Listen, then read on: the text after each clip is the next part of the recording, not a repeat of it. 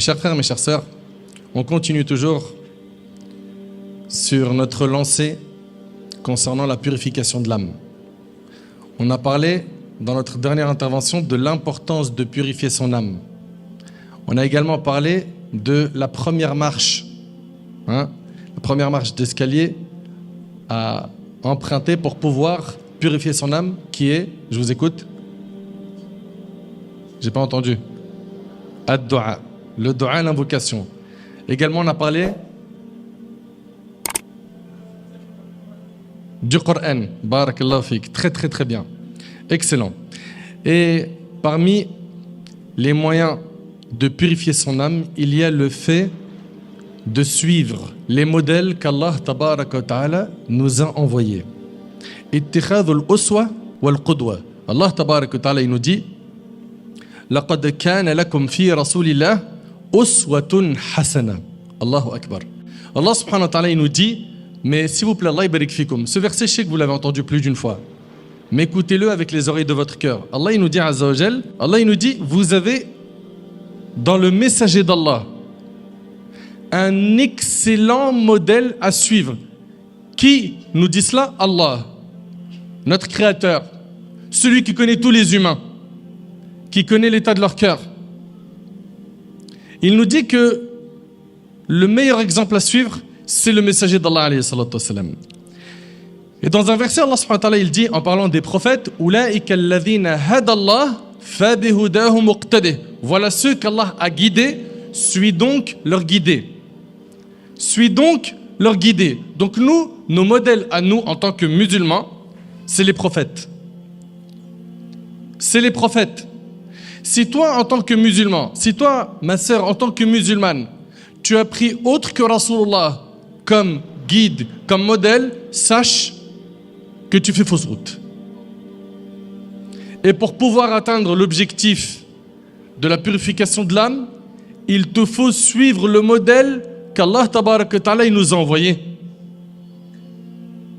Il est venu alayhi salatu wassalam pour nous montrer ce qu'Allah tabaraka wa ta'ala veut de nous. Malheureusement, aujourd'hui, au lieu que les gens s'efforcent de suivre le prophète alayhi salatu wassalam dans toute leur vie, dans leurs faits et gestes, dans leur manière de réfléchir, dans les objectifs qu'ils veulent atteindre, au lieu de suivre le prophète alayhi sallam, ils vont aller suivre des gens qui, je suis vraiment navré, beaucoup d'entre eux sont des voleurs. Et je suis pas dans le truc de ils volent votre argent. Je suis même pas dans ce débat. Non, ils volent quelque chose de trop important. Ils volent votre temps. Ce temps qui ne reviendra pas. Malheureusement, vous êtes trop nombreux dans cette umma à passer beaucoup de temps à suivre des faux modèles qui n'appellent pas au chemin du prophète alayhi salatu wassalam.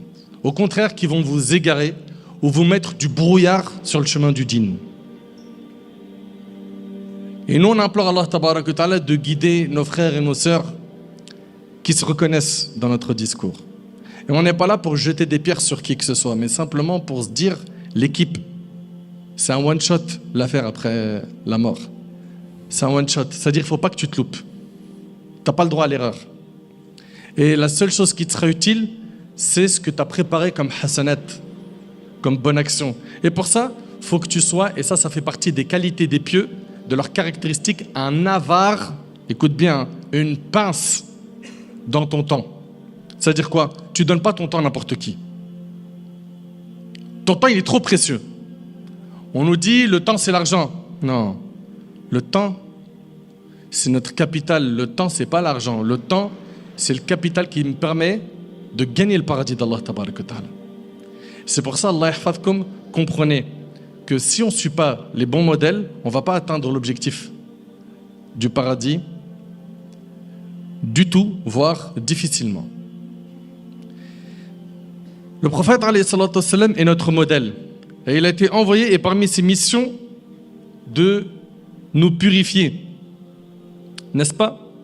Et donc chaque personne, chaque musulman doit comprendre qu'il y a un bateau comme l'arche de Noé. Écoutez bien, c'est l'imam Malik, rahimallah, il avait dit ça. Il avait dit que la sunna du prophète, alayhi salam, elle est comme l'arche de Noé. Celui qui monte dessus, il est sauvé. Et celui qui ne monte pas dessus, il a péri. Et quand on parle de la sunna du prophète, alayhi salam, comprenez, Allah yabarik fikum, que c'est un mode de vie. C'est-à-dire quoi? À chaque moment de ma vie, je pense au prophète, alayhi salam, et je fais le nécessaire pour le suivre. Je vais manger, je vais boire, je vais m'habiller, je vais me déshabiller, je vais sortir de chez moi, je vais prendre les transports en commun. À n'importe quel moment de ma vie, je pense à lui. Par une invocation qu'il m'a enseignée, alayhi salam.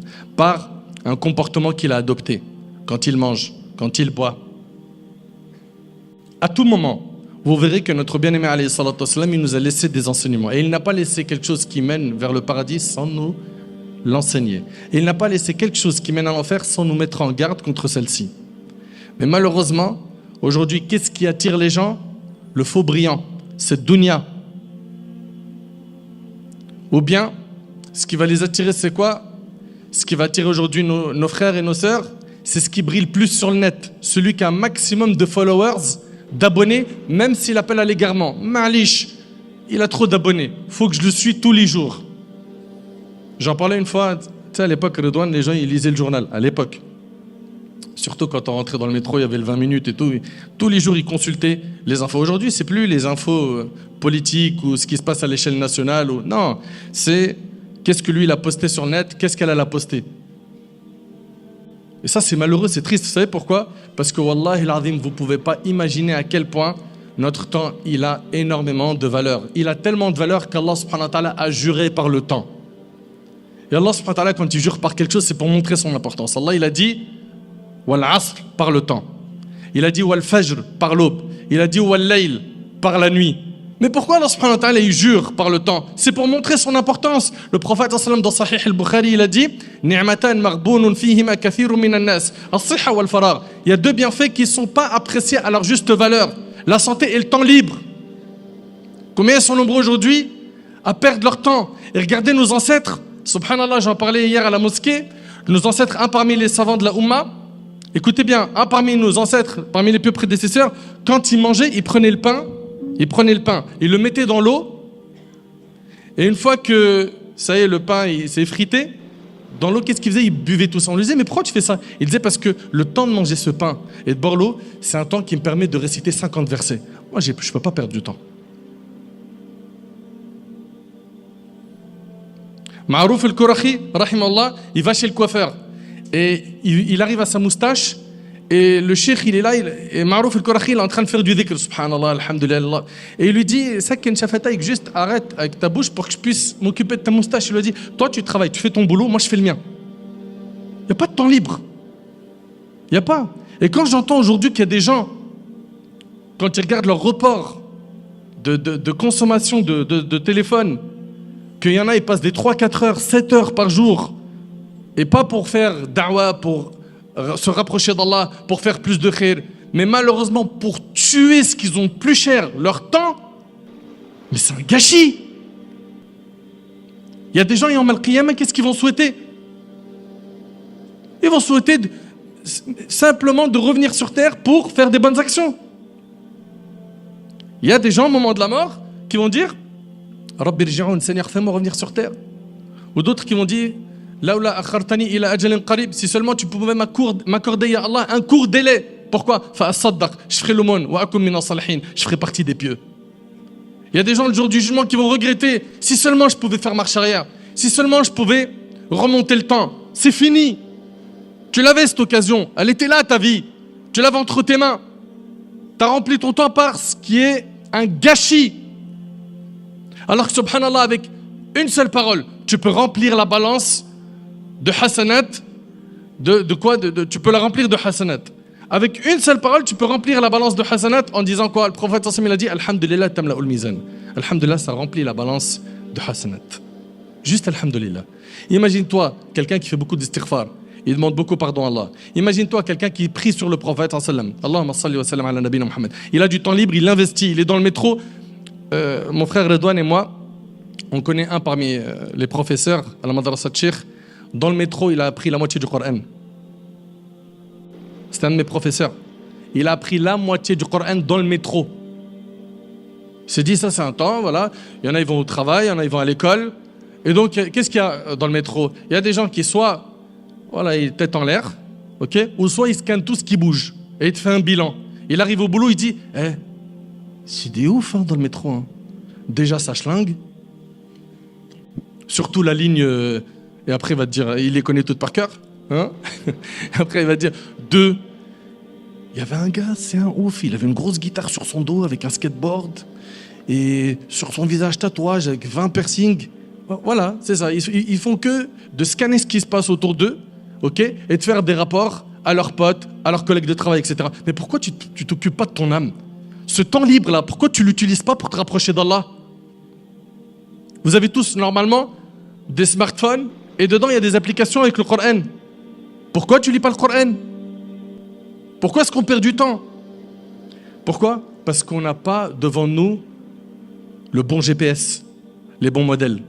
Parce que si tes modèles ils t'incitaient à faire les actes de piété, tu suivrais ce chemin. Mais comme toi, ceux que tu suis, malheureusement, pour beaucoup d'entre eux, pour pas généraliser, parce qu'il y en a parmi eux qu'Allah il les préserve, ils essayent d'amener les gens vers le bien, ils essayent, avec leur notoriété, d'orienter les gens et de limiter la casse, parce qu'il y a beaucoup de casse malheureusement sur TikTok, Snap, Insta, etc. Il y en a, ils essayent, qu'Allah il les récompense. Mais quoi qu'il en soit, même ceux qui essayent, t'es pas toute leur journée à te coller à leurs infos. Occupe-toi de toi, occupe-toi de ta vie un peu. Enfin, le bon modèle, c'est ce qui va te permettre, bi'idhnillah, de purifier ton âme. Et je vais laisser mon frère Redouane compléter mes propos. Bismillah, alhamdulillah. As-salatu was-salamu ala habibina rasulillah wa ala alihi wa sahbihi wa man wala. Un être humain, il a besoin d'un modèle. Et le modèle, il a dès son jeune âge. Très souvent, c'est quoi? C'est son entourage.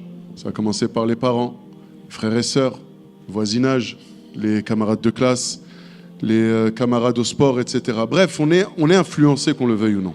C'est comme ça, l'être humain, il est comme ça. Maintenant, on le sait, on fait ce constat-là. Ok, je suis influencé. Maintenant, moi, qu'est-ce que je veux faire de ma vie? Est-ce que je veux vivre une vie de croyance, c'est-à-dire celle qui plaira à Allah subhanahu wa ta'ala, celle qui fera que Yom al-Qiyamah, je serai parmi ceux qui ont réussi? Ou est-ce que je suis encore là en train de m'interroger, qu'est-ce que je fais de beau dans cette vie? Tu sais quoi, je vais suivre la masse. Le troupeau, il va par là, c'est que l'herbe là-bas, elle doit être verte. Je les suis, puis tant pis. Et puis si on tombe dans le ravin, de toute façon, c'est pas de ma faute. Mais si, c'est ta faute. C'est ta faute, bien sûr, c'est ta faute. C'est toi qui les as suivis. Le meilleur des modèles, et c'est Allah subhanahu wa ta'ala, qui l'atteste dans sa parole. Que le meilleur des modèles, c'est le prophète, sallallahu alayhi wa sallam. Et si nous on aspire réellement à la satisfaction divine, à la miséricorde divine, à l'amour d'Allah subhanahu wa ta'ala, on se doit de suivre le meilleur des modèles qui est le prophète, sallallahu alayhi wa sallam. Allah dans le Coran dit, قُلْ إِن كُنْتُمْ تُحِبُّونَ اللَّهَ فَاتَّبِعُونِي يُحْبِبْكُمُ اللَّهُ. Si vraiment vous prétendez aimer Allah, et franchement, qui dans cette salle pourrait dire je n'aime pas Allah? C'est impossible. Dans cette salle, n'importe qui, si on les interrogeait un par un, une par une, dirait moi j'aime Allah. Taïb, t'aimes Allah, je te crois. Fattabi'ouni. Alors suivez-moi. Prenez-moi moi comme modèle. Yuhbibkumullah. Et Allah en retour, il vous aimera. Et qu'est-ce qu'il y a de plus beau que l'amour d'Allah? Vous savez, si Allah vous aime, vous avez tout gagné. Si Allah vous aime, jamais il ne pourra vous châtier. Jamais. C'est direct el Jannah. Si Allah t'aime, t'as gagné. Dans ce bas monde, parce que tu vas récolter l'amour des gens, l'amour des anges, comme c'est rapporté dans le hadith, lorsqu'Allah aime une personne, il dit Ya Jibril, il appelle Jibril, j'aime cette personne, alors aime-la.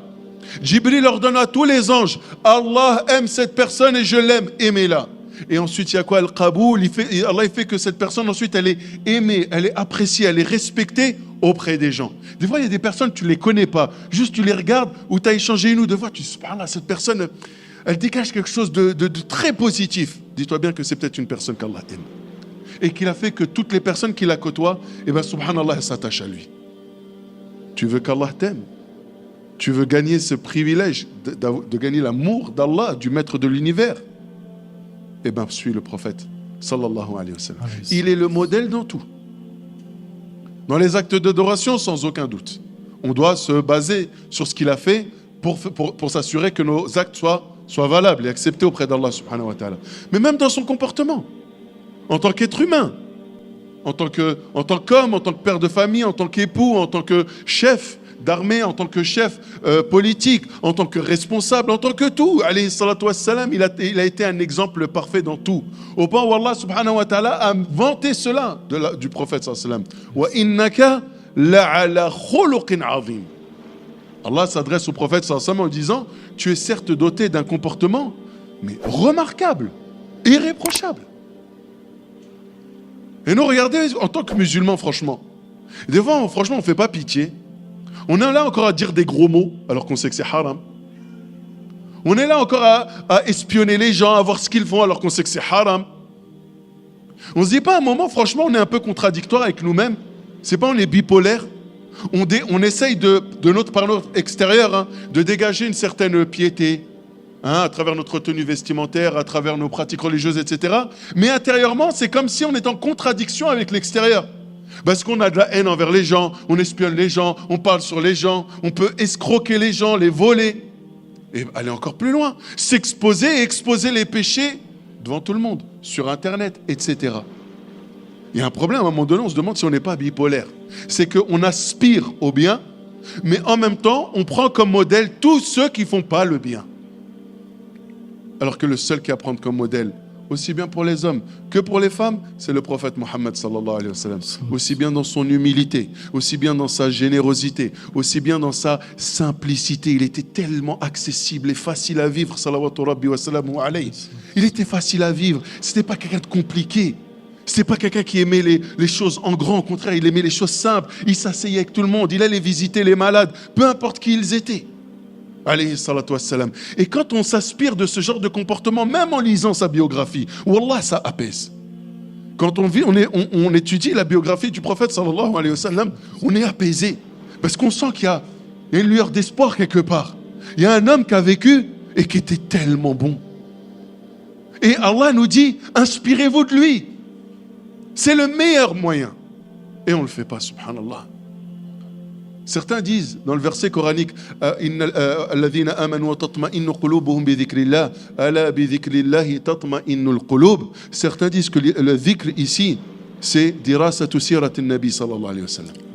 Et subhanallah, quand on étudie sa vie, eh ben on est déconnecté de cette planète et on se dit vraiment c'est un homme incroyable, incroyable. Et nous qui avons lui comme modèle, on prend d'autres modèles. Vous savez, certains non-musulmans, mais qui ont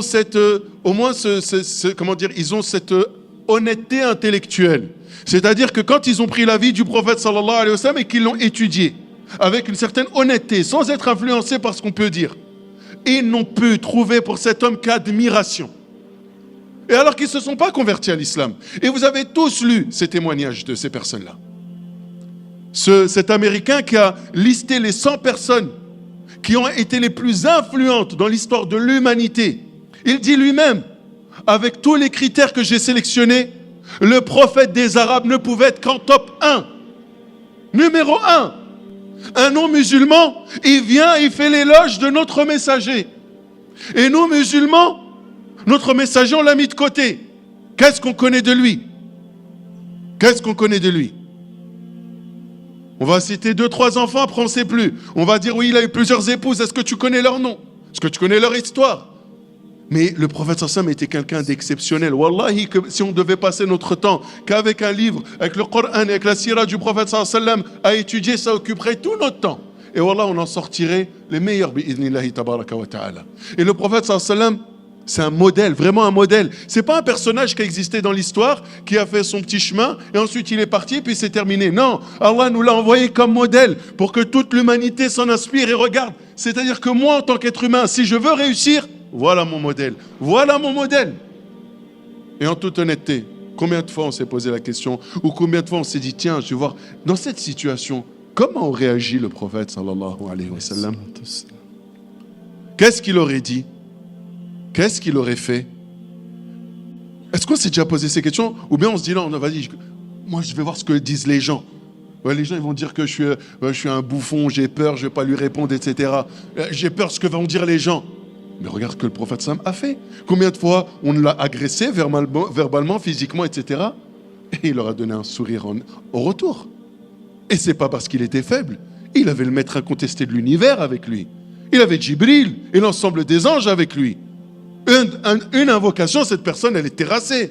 Non, mais il nous a montré que ce bas monde, c'était pas quelque chose pour lequel il fallait se battre. Et que justement, cet honneur, cette recherche de gloriole, cette recherche de... etc., c'est pas quelque chose qui l'intéressait, c'est pas quelque chose qui doit nous intéresser. Vous voulez que votre âme respire et qu'elle puisse être en connexion avec Allah subhanahu wa ta'ala, prenez le bon modèle, celui du prophète sallallahu alayhi wa sallam. Inspirez-vous de son mode de vie, de sa simplicité. Après, inspirez-vous aussi du fait que comment il était détaché de ce monde, tout en vivant et en jouissant de ce monde et en profitant de ce monde. Mais en faisant quoi? Un lieu de passage, sans s'y attacher plus que cela, contrairement à nous. Une fois, un homme, on lui a posé la question, pourquoi on a tellement peur de la mort? Il a dit, parce qu'on a peur de passer du plein vers le vide. On a rempli cette dunya. Et l'akhira, il est vide. C'est normal que tu as peur de partir.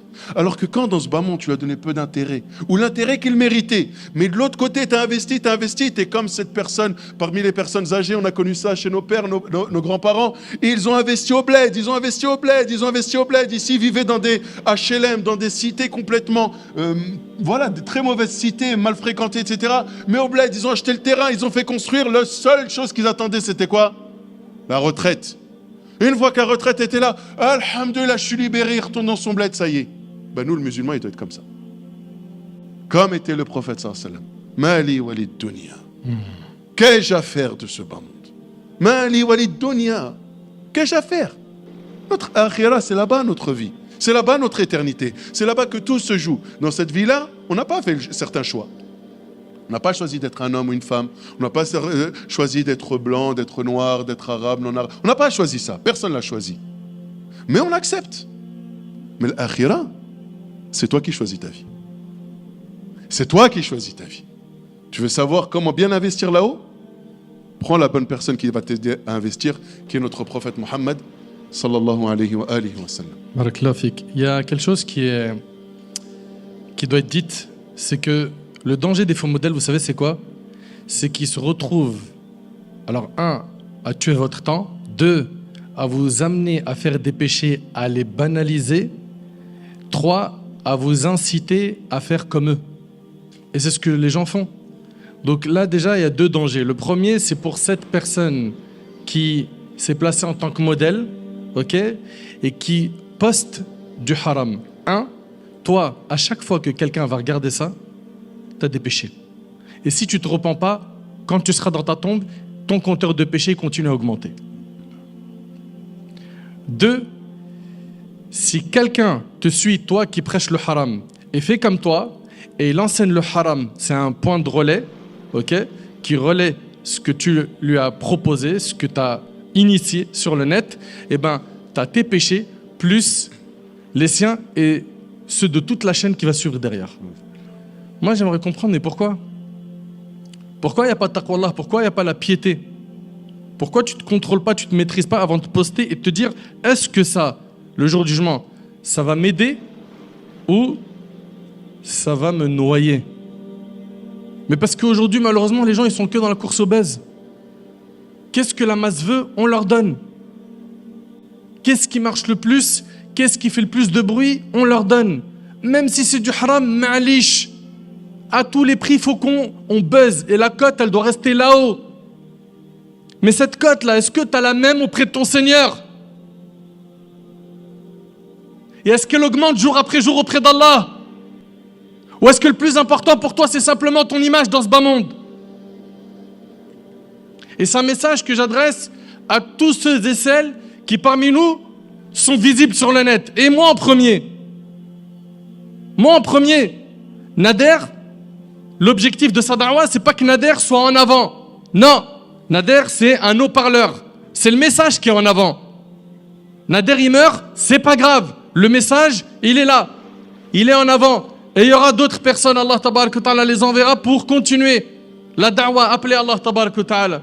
Mais quand toi, tu vois que le souci de ta vie, c'est que ta personne soit en avant, même si tu es un da'i, t'appelles à Allah, ça ne doit pas être ton souci. Regarde l'imam Shafi'i, rahimahullah. C'était l'un des plus grands savants de la communauté musulmane. Il disait, subhanallah, j'aurais aimé qu'on apprenne ma science et qu'on ne me l'attribue pas. Il disait, quand je débattais avec quelqu'un, je demandais à Allah de faire couler la vérité sur sa langue à lui. Parce que c'était des gens qui étaient sincères, effacés. Et aujourd'hui, malheureusement, on a trop l'amour du moi. Et avec tout le respect que j'ai pour tout le monde, ceux qui sont dans la salle et ceux qui vont écouter la vidéo, t'es qui, toi? Pour te donner autant d'importance, te sentir indispensable. T'es pas indispensable. La seule chose qui est indispensable, c'est que les gens voient le chemin clair. Si toi, t'es un parmi ces maillons de la chaîne, de la da'wa qui va amener les gens vers le khir, Allahumma lak al-hamd. C'est très bien qu'Allah il te récompense et qu'il te facilite et qu'il bénisse tes actions. Mais si c'est pas le cas, réforme-toi. T'es encore en vie, remercie Allah qu'Allah t'a fait écouter ses paroles. Et profite, prends-en ce qu'il y a de meilleur. Et réforme-toi.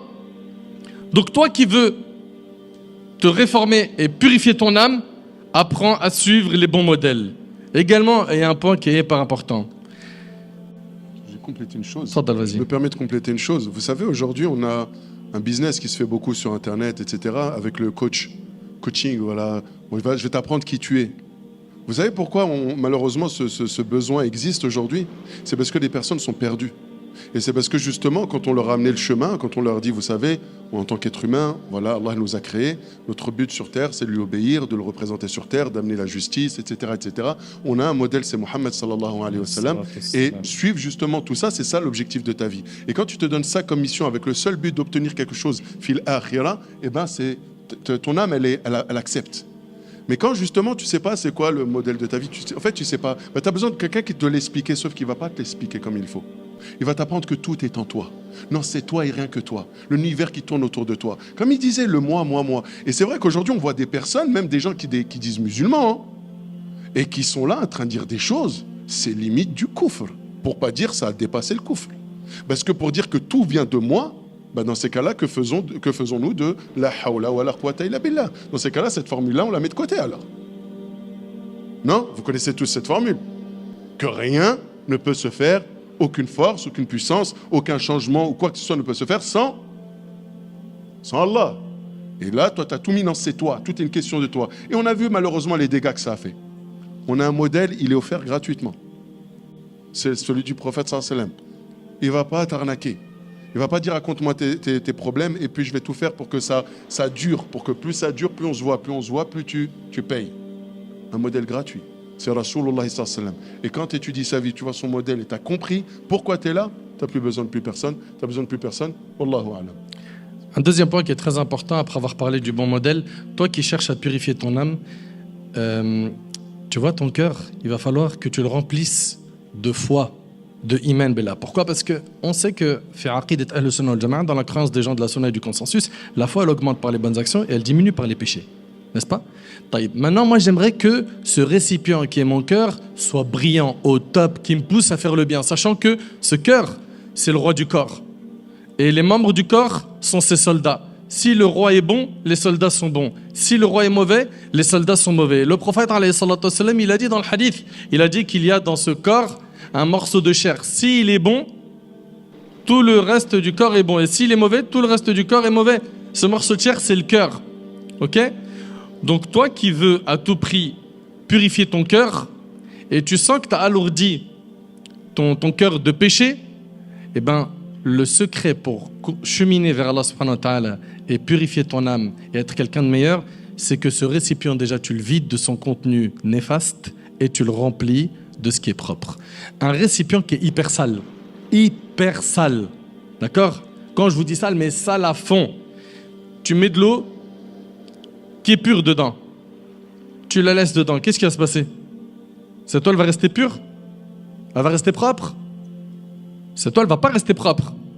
Pourquoi? Parce que le récipient, il est sale. Donc, il faut déjà nettoyer ce récipient pour qu'il puisse accueillir cette lumière qui est la lumière du din. Et ça, c'est ce qu'on appelle at-takhliya ou at-tahliya. Le fait de purifier son cœur, donc le débarrasser des péchés, pour pouvoir faire rentrer quoi? les bonnes actions à la fois et qui s'installent et qui ne bougent plus. Le prophète, alayhi salatu wassalam, dans un hadith rapporté par Tirmidhi sur Abu Huraira, radiyallahu anhu, il a dit, dans un hadith, écoutez bien s'il vous plaît, ittaqil maharim takun a'bad an-nas. Allahu akbar. On ne médite pas, c'est ça notre problème. Il a dit, préserve-toi des interdits, tu seras le meilleur adorateur parmi les gens. On ne met pas de barrière face au haram. On n'en met pas. Et les yeux et les oreilles, c'est des fenêtres qui mènent au cœur. Qu'est-ce qu'on regarde? Qu'est-ce qu'on écoute? On aime quoi et pourquoi? Et le prophète, alayhi salatu wassalam, il a dit, quand le serviteur fait un péché, il y a un point noir qui s'inscrit dans son cœur. Quand tu fais un autre péché, ben c'est un deuxième point noir. Quand tu les multiplies, il y a une tache noire dans ton cœur. Et si tu en fais trop, tu dépasses les limites. Ok? Tu es sur l'autoroute du haram, et ben le cœur il est scellé. Il est noir, sombre. Et là, à ce moment-là, tu l'as tué. Et ces cœurs-là, morts, c'est des cœurs qui se crispent quand ils écoutent des rappels, qui détestent les rappels. C'est des cœurs qui se sentent à l'aise que quand il y a de la désobéissance. C'est des fainéants, des insouciants qui oublient l'au-delà, qui préfèrent que ce qui est palpable et immédiat, l'argent, la dunya. Mais ce qu'Allah nous a promis, la demeure de l'éternité, al-Jannah, ils s'en moquent. Pourquoi le cœur il est mort? À cause de quoi? De la multiplication des péchés. Et on les a tellement minimisés. On minimise les péchés à un point qu'aujourd'hui on se trouve faible. Pas des gens, Siradouane il dit, moi avant, j'arrivais à lire le Coran, j'arrivais à faire beaucoup de dhikr, j'arrivais à prier des prières surrogatoires. Là, je me sens mal, je me sens pas bien. Je sais pas, il y a un truc qui a changé en moi. J'arrive pas à comprendre. Et le réflexe premier, c'est, il me faut une umrah. C'est très bien. Ouais, ou ruqya. Ouais, souvent c'est ça aussi. J'ai un djinn. N'importe quel problème au monde, on m'a fait du sihr. C'est sûr, quand j'ai mangé chez la Khaltila, là, la soupe, de toute façon, elle avait un goût bizarre. Djinn, sihr, il n'y a que ça. Il n'y a jamais, chez moi, ça va mal. Il n'y a pas de diagnostic sur ta personne en voyant le cumul des péchés que tu as accumulés. Le fait d'avoir minimisé les petits péchés fait qu'aujourd'hui, tu ne ressens plus le goût des adorations. Que tu as perdu cette saveur. Que tu te sens mal. C'est pour ça que dès que tu fais un péché, le réflexe de celui qui a un cœur saint, c'est le regret immédiat. C'est tout de suite, il faut que je demande pardon à Allah. J'ai fait une mauvaise action, j'en fais une bonne. Le prophète il a dit, fais suivre la mauvaise action d'une bonne, celle-ci l'effacera. Ça c'est pour les petits péchés, n'est-ce pas? Ça c'est donc pour la personne qui se laisse dans le monde des péchés. Et le secret en fait pour pouvoir remonter la pente, c'est un verset que mon frère Redouane, Inch'Allah, va vous mentionner tout de suite. Allah subhanahu wa ta'ala il nous dit dans le Coran وَالَّذِينَ جَاهَدُوا فِينَا لَنَهْدِيَنَّهُمْ سُبُلَنَا. Ceux qui font des efforts, vraiment des efforts en notre direction. لَنَهْدِيَنَّهُمْ سُبُلَنَا. Eux, on va les guider vers notre chemin. Ils font cet effort de venir vers nous, de viser. Leur objectif, c'est notre satisfaction en parlant d'Allah subhanahu wa ta'ala. Donc la satisfaction d'Allah, la guider, etc. Allah leur facilitera justement ce chemin.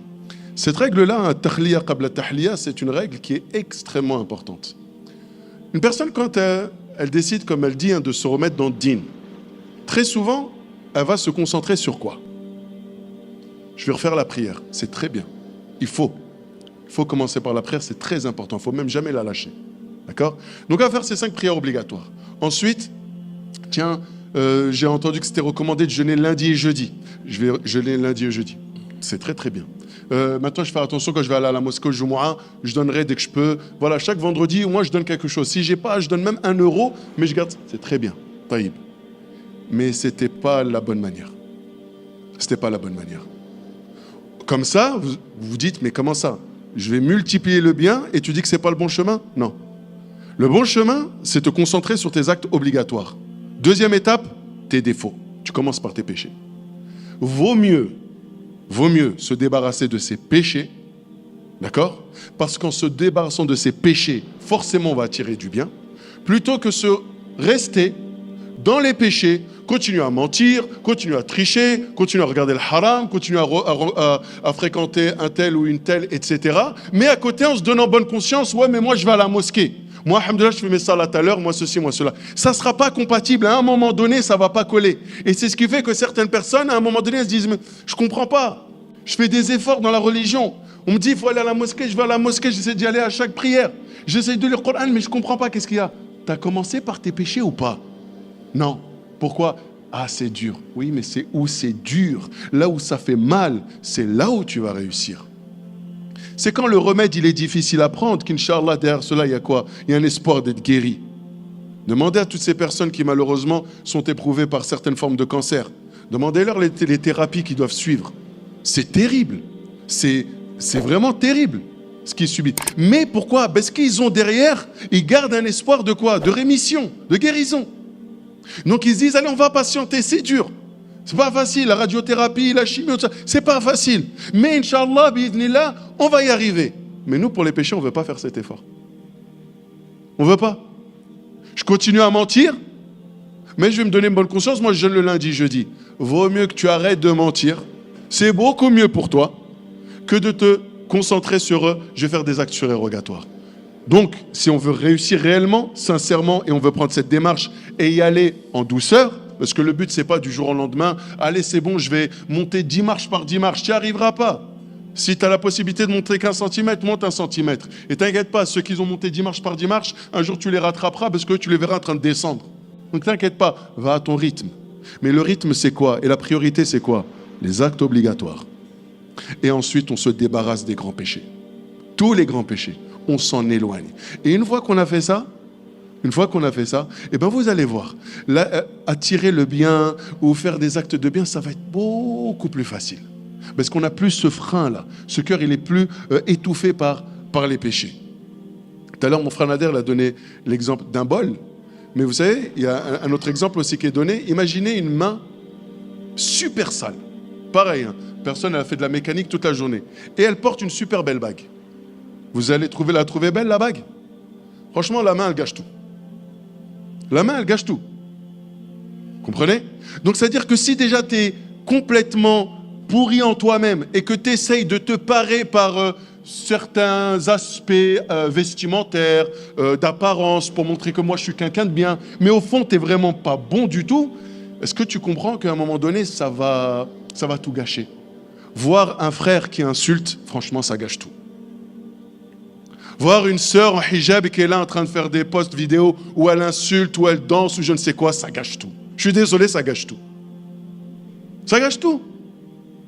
Ce vêtement, ou cette apparence, ou cette personne qui était censée être quoi? Quelque chose, ça devait être de la vertu. Et gâché par quoi? Par des péchés dont on ne veut pas se débarrasser. Et ça, c'est le plus dur. وَالَّذِينَ جَاهَدُوا فِينَا. Vous avez reconnu la racine du verbe. Jahadou, le jihad, c'est le juhd, ça demande quoi? Des efforts, c'est dur. Ceux qui ont fait ces efforts-là, eux, on va les guider sur le chemin. Et c'est pour ça qu'il faut quoi? Al-sil'atu ghaliya. La marchandise qui est en retour, elle est quoi?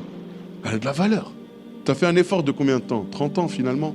Tu as vécu 80 ans, 15 ans, tu n'étais pas pubère, tu as dormi un tiers de ta vie, tu as travaillé presque un tiers de ta vie. Qu'est-ce qui te reste finalement que tu as donné à Allah de tes 80 ans? Allez, pour les plus pieux d'entre nous, ils ont donné la moitié de leur vie. 40 ans. Pour un paradis éternel. 40 ans d'adoration pour un paradis éternel. Vous pensez que ça ne demande pas des efforts? Bien sûr que ça demande énormément d'efforts. Et on demande à Allah subhanahu wa ta'ala de nous faciliter, de nous assister dans cette quête d'efforts. Beaucoup de gens pensent que l'affaire elle est impossible. Ça veut dire quoi? Il y a beaucoup de gens qui oublient qu'en retour, en délaissant le monde du haram, tu vas gagner par la bénédiction d'Allah, par la baraka d'Allah, par sa volonté, meilleur que ce que tu as délaissé. Parce que le prophète, alayhi salatu wassalam, il nous a enseigné que celui qui délaisse quelque chose pour Allah, Allah il le remplace par quelque chose de meilleur. Donc effectivement, aujourd'hui, tu es peut-être accro à des péchés, tu n'arrives pas à t'en séparer. Mais si tu les délaisses pour Allah, Allah tabaraka wa ta'ala va te faciliter. Il va t'accorder meilleur que ce que tu as délaissé. Et on parlait tout à l'heure de ces fenêtres. Et j'aimerais qu'on s'attarde un petit peu dessus. Les oreilles et les yeux. Allah Ta'ala, il dit قُلْ لِلْمُؤْمِنِينَ يَغُضُّوا مِنْ أَبْصَارِهِمْ وَيَحْفَظُوا فُرُوجَهُمْ. Il dit Azza wa Jal, dit aux croyants de baisser, si on veut traduire ça de manière bien exacte, une partie de leur regard. C'est pas tous les regards qui sont haram, c'est les regards qui mènent à l'illicite, où il y a shahwa, okay, du désir. Allah Ta'ala, il dit aux croyants de baisser une partie de leur regard et de préserver leur chasteté. Subhanallah. Le savant Abu Hayyan al-Andalusi, rahimallah, il a dit قُدِّمَ غَضُّ الْبَصَرِ عَلَى حِفْظِ الْفَرْجِ لِأَنَّ النَّظَرَ بَرِيدُ الزِّنَا. Il a dit qu'Allah subhanahu wa ta'ala, il a commencé dans le verset par nous dire quoi? Baisser le regard et préserver la chasteté. Ne tombez pas dans la fornication. Et pourquoi là il a commencé par parler de baisser le regard? Pourquoi est-ce qu'Allah subhanahu wa ta'ala dans le verset il commence par le fait de baisser le regard? Parce que malheureusement c'est le regard qui, comme vous le savez, est la première porte qui donne accès à la fornication. Tous ceux aujourd'hui qui sont tombés dans la fornication et les messages on en reçoit à l'appel. Est-ce que je peux me marier? J'ai forniqué. Est-ce qu'on peut sauver la relation?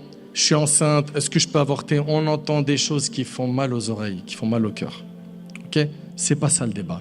Le débat il est que ces gens, pour qu'ils arrivent à la fornication, ça a commencé par quoi? Les yeux. Ils n'ont pas préservé leur regard. Ils sont partis sur le net, ou bien là où ils travaillent, ou à l'école, et ça drague, comme vous le savez, à fond. Ok?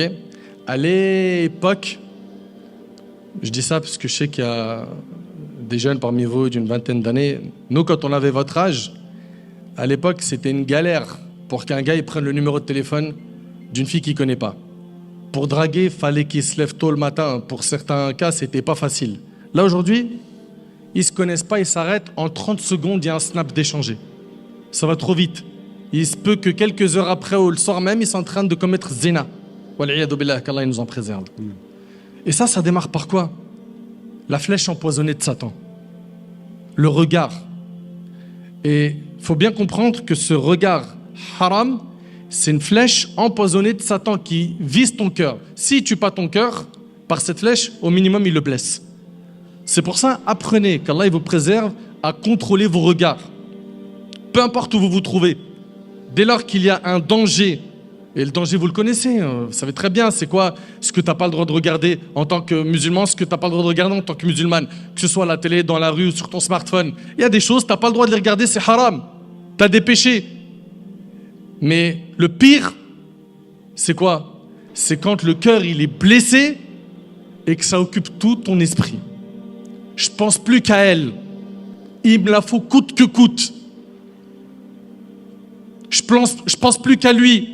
Il me le faut à fond. Ok?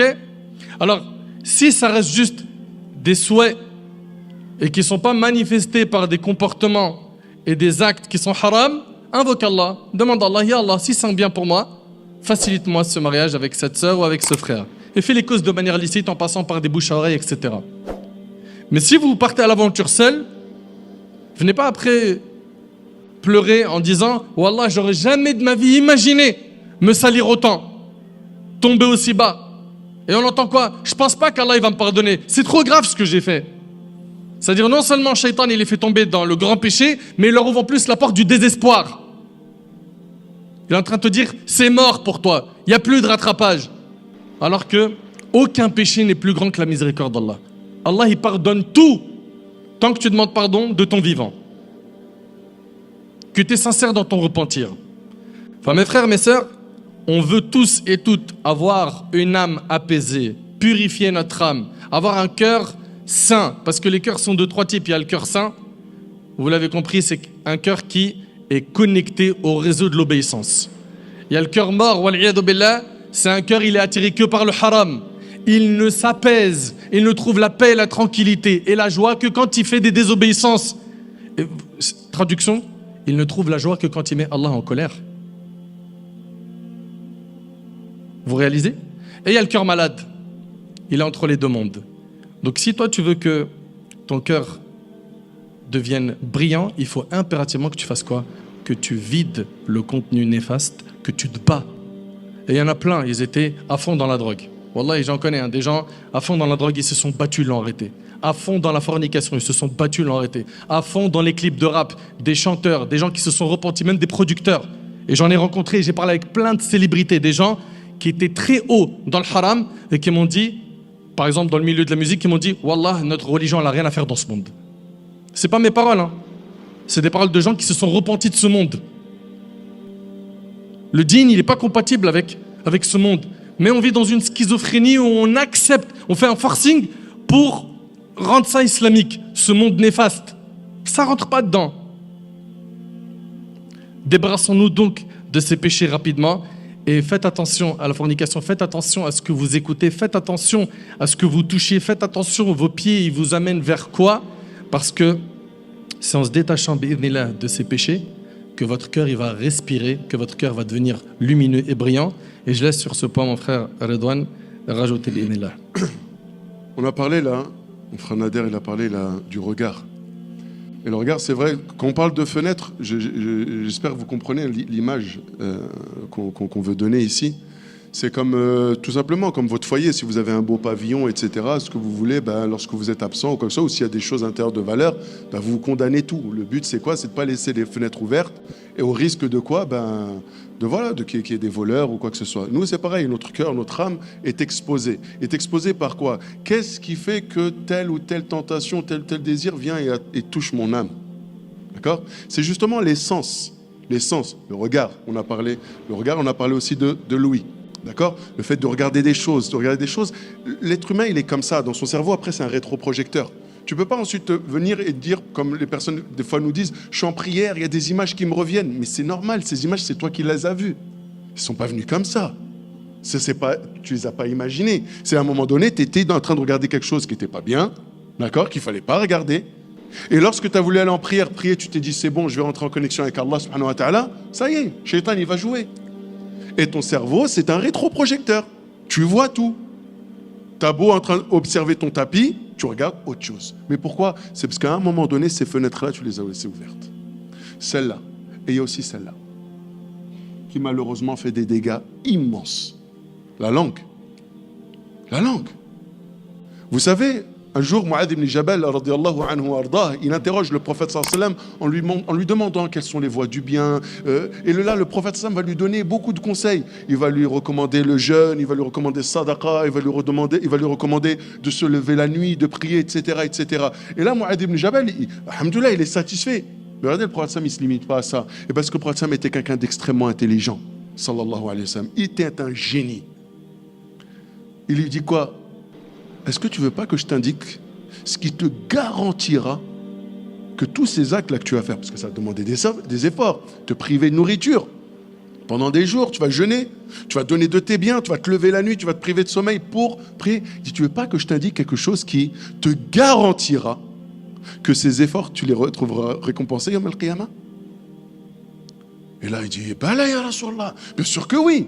Je ne vais pas faire tous ces efforts-là pour qu'à la fin, j'ai rien. Le prophète sallam, il a pris sa langue. Kuffa alayka hada. Maîtrise ça. Maîtrise ça. Fais attention à ça. La langue. Et là, Mu'adh, il est étonné. Ya Rasulallah, est-ce qu'on va être questionné sur tout ce qu'on a dit?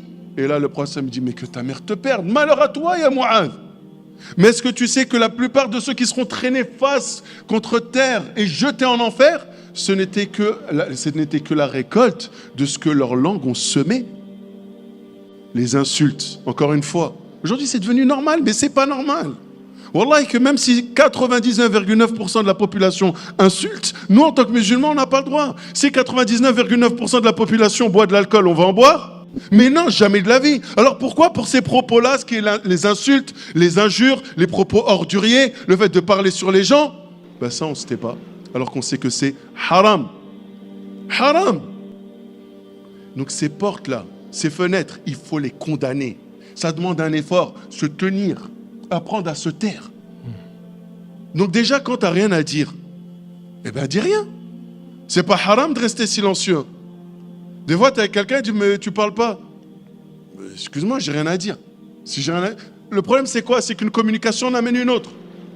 Une conversation en amène une autre. Et du halal, ça passe aux limites. Et du limite, on la dépasse. Et quand on la dépasse, ça y est.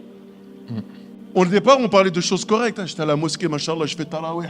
Wali, même comment il récitait bien. C'est parti de là jusqu'à la fin. Ouais, l'autre, il était là, soi-disant premier rang. Je ne le vois pas toujours. Voilà. Ça a commencé avec une chose bien. C'est parti avec quoi? Avec le riba ou le namima. C'est la vérité. Et j'en suis sûr que c'est du vécu pour beaucoup d'entre nous. La langue. La langue.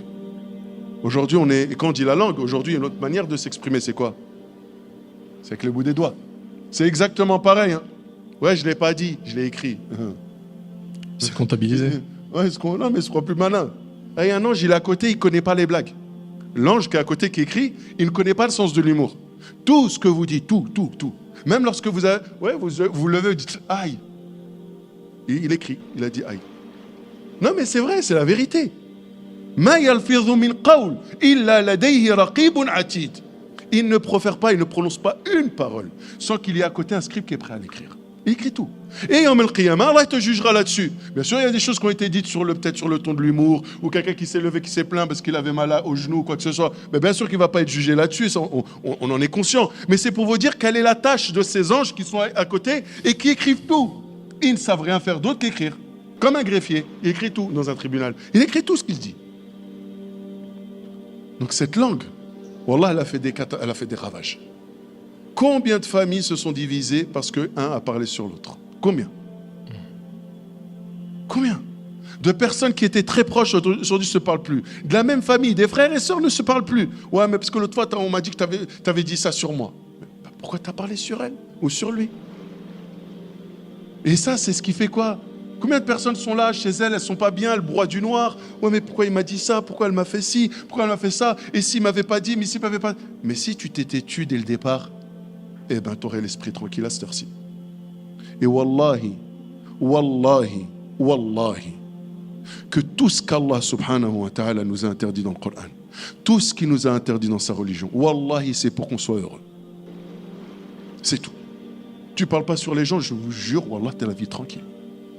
Parce que quand les gens, ils savent que tu ne parles pas et que tu n'écoutes pas, tu n'es pas un public, wallah, tu es tranquille. Tu es au courant des problèmes de personne. Et ta vie, elle est apaisée. Les gens qui viennent te voir, c'est parce qu'ils savent que peut-être que tu es de bons conseils, ils vont te demander juste des conseils, mais ils ne viendront pas se plaindre ou exposer la vie des autres. Et tu es heureux, tu es tranquille, subhanallah. Donc, la bouche, la langue, les oreilles et les yeux, ce sont des fenêtres qui mènent directement à l'âme et au cœur. Si on n'apprend pas à les condamner et à les fermer quand il faut fermer, eh bien, qu'on ne s'étonne pas après que quoi? Qu'on souffre de l'intérieur ou que malheureusement, ça entache notre relation avec notre Seigneur à travers nos actes d'adoration. Je te laisse continuer. Barakallahu fik. Pour cette intervention, Inch'Allah, on va s'arrêter là. On a vu quoi jusque-là? Dans cette intervention qui me rappelle suivre le modèle que le prophète sallallahu alayhi wa sallam a envoyé, vider le cœur du contenu néfaste des péchés pour pouvoir le remplir de hasanat, d'y installer la foi correctement, les bonnes actions. Et 3, c'était de condamner les fenêtres. Toutes les fenêtres qui mènent au cœur et qui sont des menaces.